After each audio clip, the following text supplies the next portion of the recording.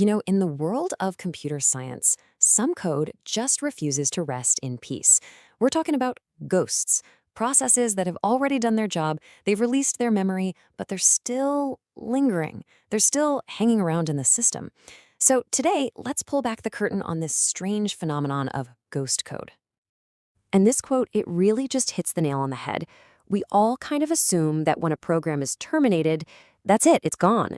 But in an operating system, termination is just another state. It's a transition that, if it's not handled just right, can lead to some seriously spooky consequences. So what are these digital ghosts really? Well, in the biz, they're known as zombie processes. And to understand how they end up haunting our systems, we've got to dissect their anatomy a bit and see exactly how a perfectly normal, healthy process can become, well, undead. Okay, so here's the technical breakdown. A zombie process has already finished all its work. It's not using any CPU, it's not using any memory, so what's the big deal?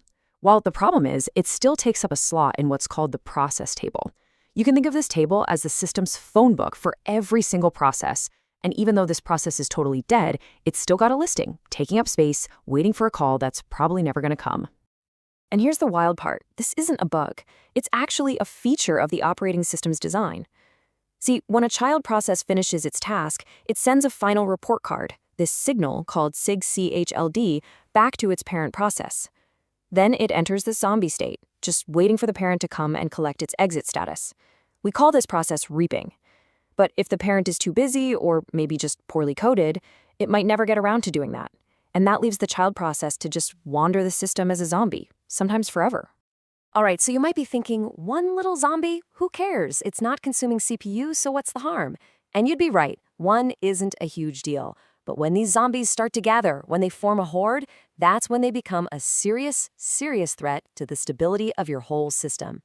See, every single zombie, even though it's totally inactive, is clinging to one absolutely vital resource, its process ID, or PID, and your system only has a limited number of these IDs to hand out. So if a whole horde of zombies starts gobbling up all the available PIDs, the entire system can grind to a halt. No new processes can be created, which means legitimate services start to fail, and pretty soon your server becomes a digital graveyard.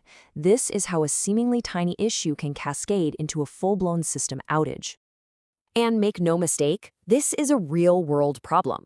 On critical systems, a growing army of zombies is a ticking time bomb.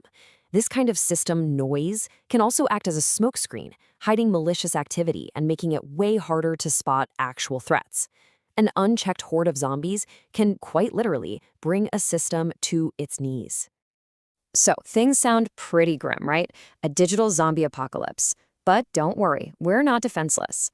Fortunately, we have a pretty powerful arsenal of tools and techniques to, reap the dead and bring some order back to our systems. So here is your official survival guide. First step, you have to be vigilant. System administrators need to be constantly monitoring for any signs of a growing zombie population. Second, and this one's on the developers, is prevention.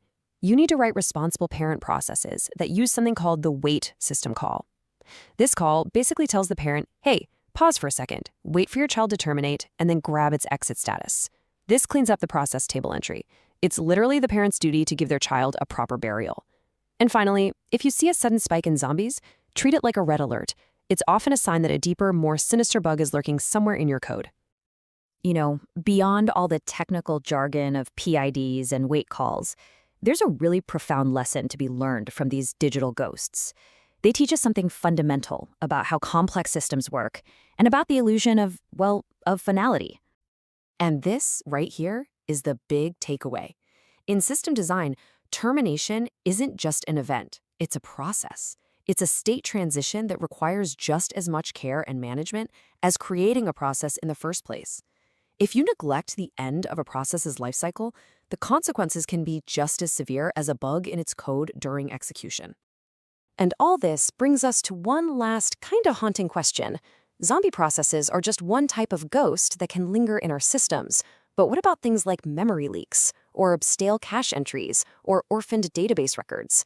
So I'll leave you with this challenge. Take a hard look at your own infrastructure and ask yourself, what other ghosts are hiding in your machine?